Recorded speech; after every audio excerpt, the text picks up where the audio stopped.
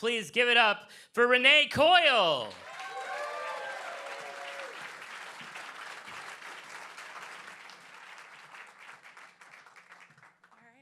Thank you, everyone. Yes, my name is Renee Keul. I work at the Ocean Map Library and Smith Center for Cartographic Education, because we do have to say the whole thing.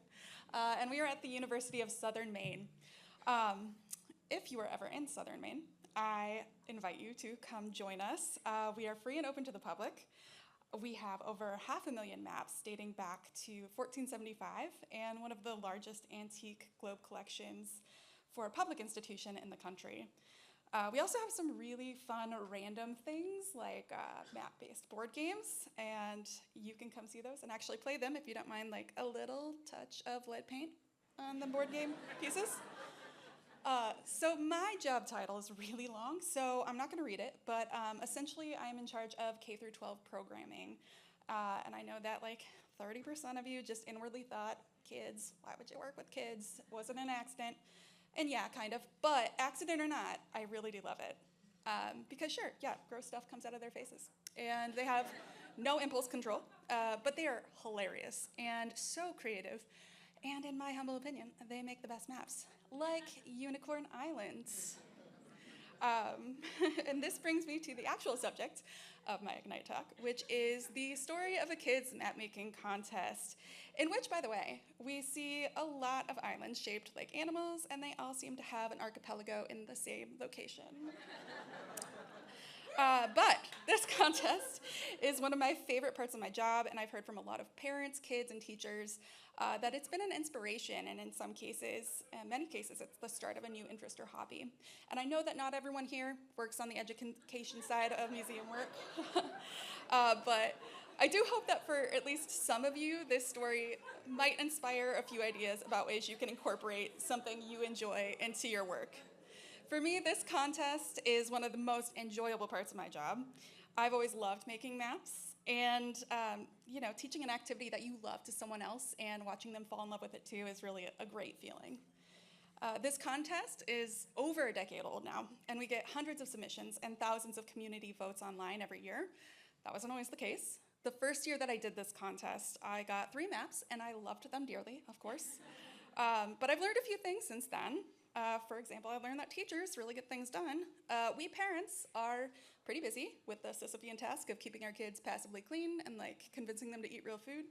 But I wasn't a parent yet when I made this contest, and so I totally thought that parents would have the bandwidth to help their kids with this contest, and that's why we got 3, I think.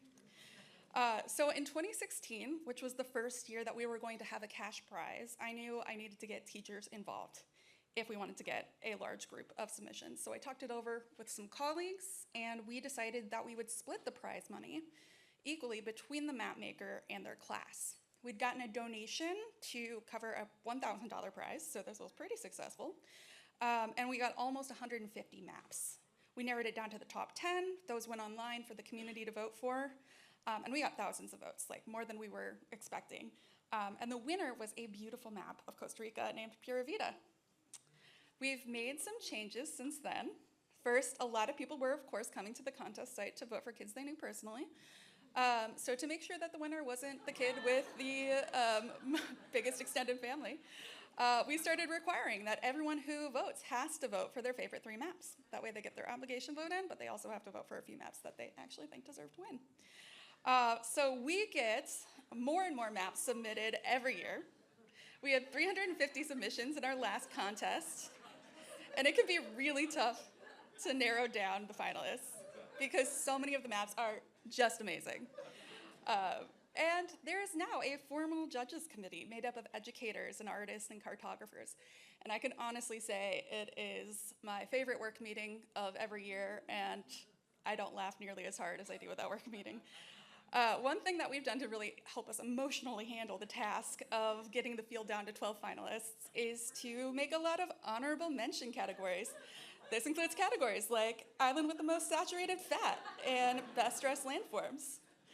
And one of the really effective developments in terms of improving the contest has been the creation of a virtual map-making workshop that I offer to teachers. And it's a pretty simple setup.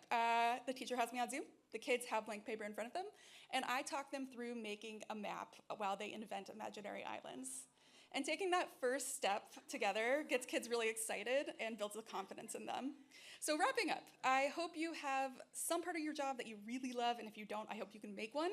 I found if you do something really well and it falls inside your missions organization, you'll probably get to keep doing it. And taking the initiative to create programming you enjoy is just a way to make your own job before someone else makes it for you. And when you love what you teach, it can spark the same passion in your students and patrons. So everybody wins. All right, thank you.